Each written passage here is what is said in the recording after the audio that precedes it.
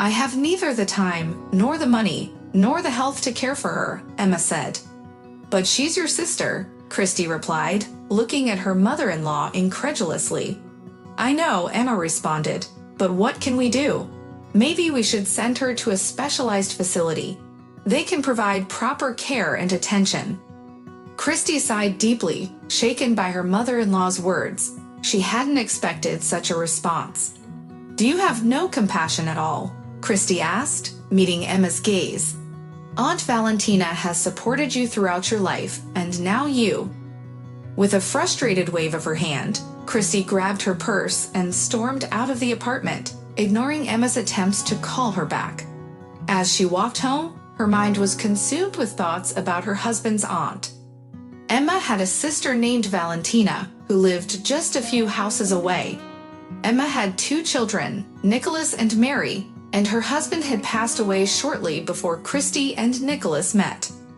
Aunt Valentina had lived alone for many years after her husband married someone else about 40 years ago, and her son Ivar had died young. Valentina often helped Emma with the kids, babysitting, taking them to appointments, and caring for them when they were sick. Nicholas and Mary were like her own children. Valentina was always gentle and kind, but Emma had come to take her sister's support for granted. Over time, she had stopped asking for help and started to issue demands instead. Aunt Valentina, why do you keep helping your sister at the dacha? Christie once asked. She doesn't help you with your garden. Oh, Christie, it's not a bother for me, Aunt Valentina replied with a warm smile. Emma's been struggling, her legs hurt, and she has so much to juggle with the kids and grandkids. I'll help for as long as I can. However, not long ago, Aunt Valentina had suffered a health scare and needed assistance. Emma and Mary quickly found excuses to avoid taking on the responsibility. Emma cited her own health issues, while Mary claimed that, as a single mother, she needed help herself. I can take care of my aunt while I'm on maternity leave, Christie offered her mother-in-law. My son and I can manage. We'll visit in the morning and leave in the evening. And if Aunt Valentina needs anything at night, you can go to her, okay? Emma reluctantly agreed. Christie and her son Leonardo spent the entire day at Aunt Valentina's house, but Valentina never asked her sister for anything. Meanwhile, loving sister Emma never bothered to visit her. Mary also never made the effort to see her aunt.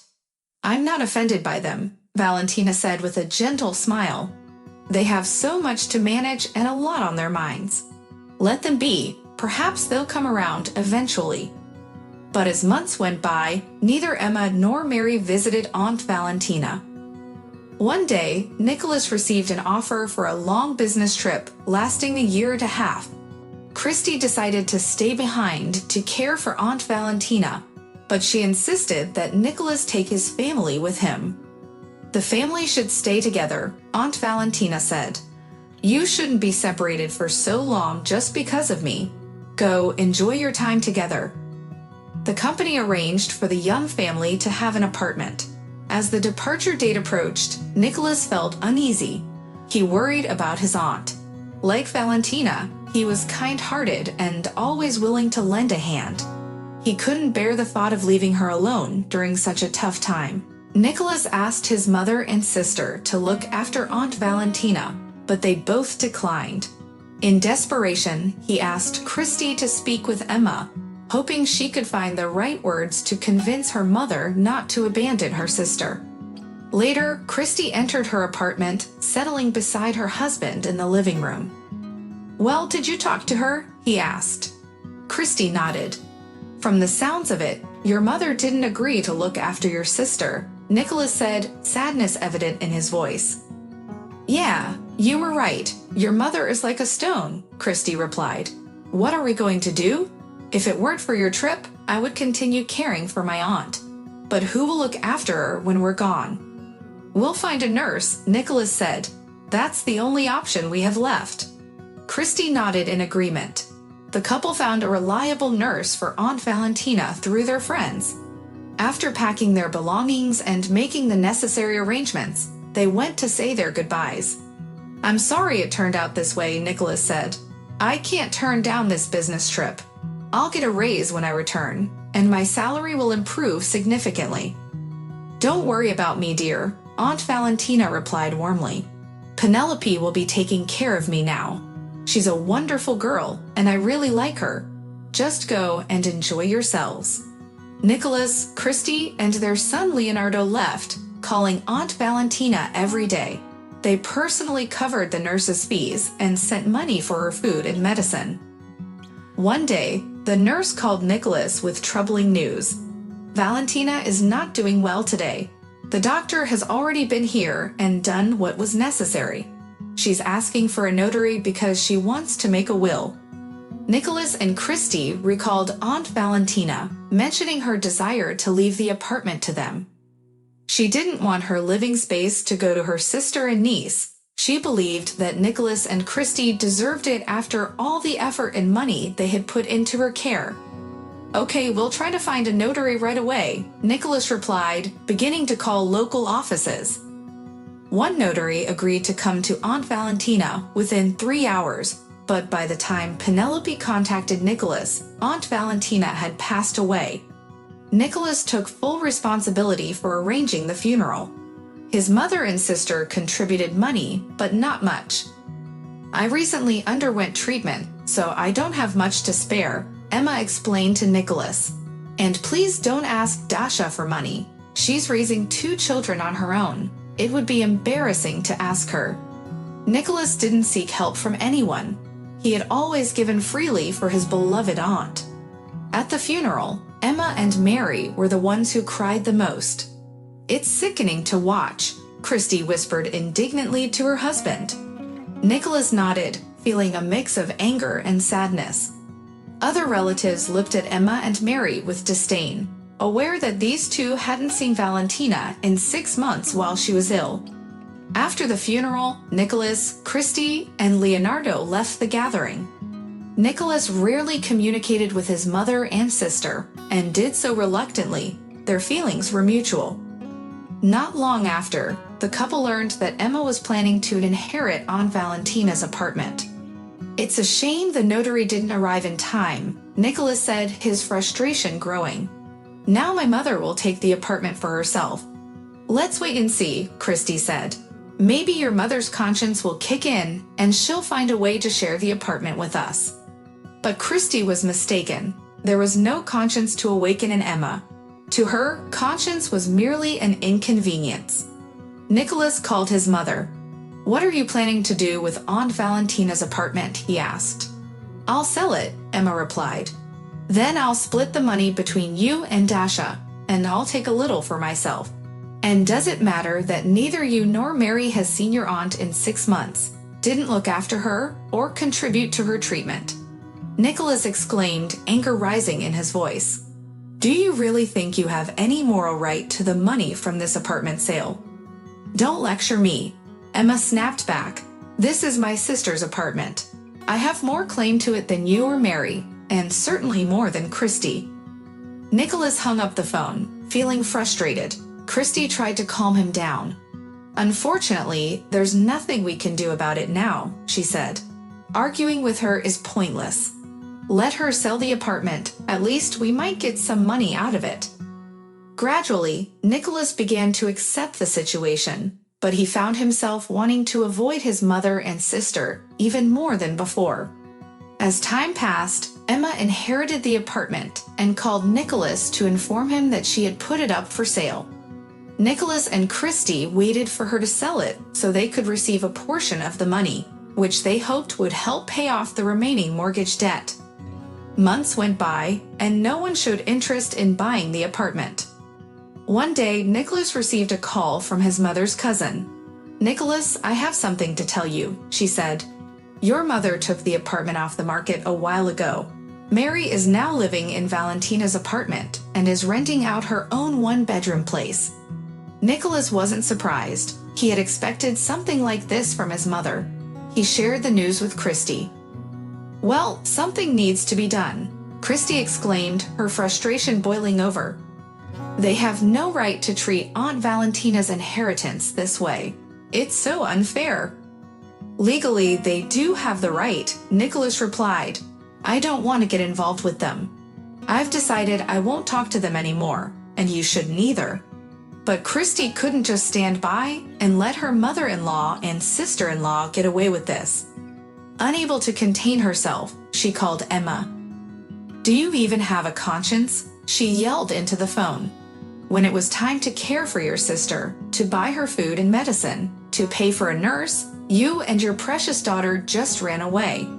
We took on all those responsibilities, and now you're squandering the inheritance without even considering us. And what right do you have to call me about this?" Emma shot back. "You have no claim to that apartment. You weren't even related to Valentina. I'm the heir, and I can do what I want with my property." "Okay, maybe I'm not related," Christie said, trying to keep her cool.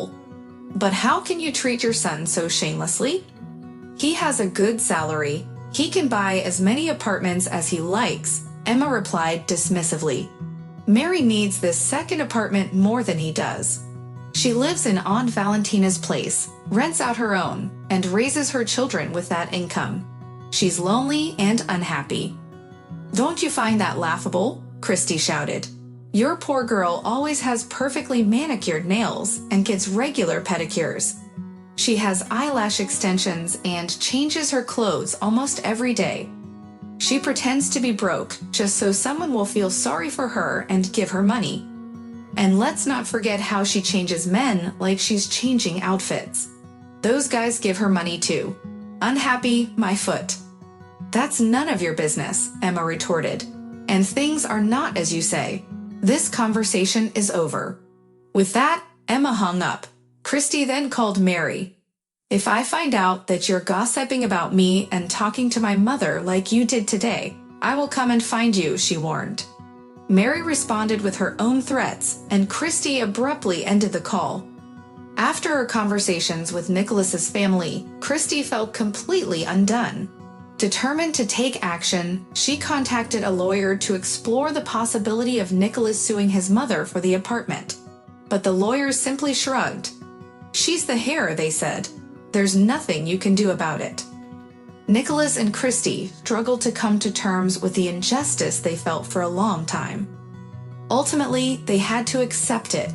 They stopped communicating with Emma and Mary altogether and didn't even send holiday greetings. When Nicholas's business trip ended, he and his family returned to their hometown. After receiving a bonus for his work, he paid off the mortgage on their home. Emma called her son when she learned he was back. "Why haven't you come to see me?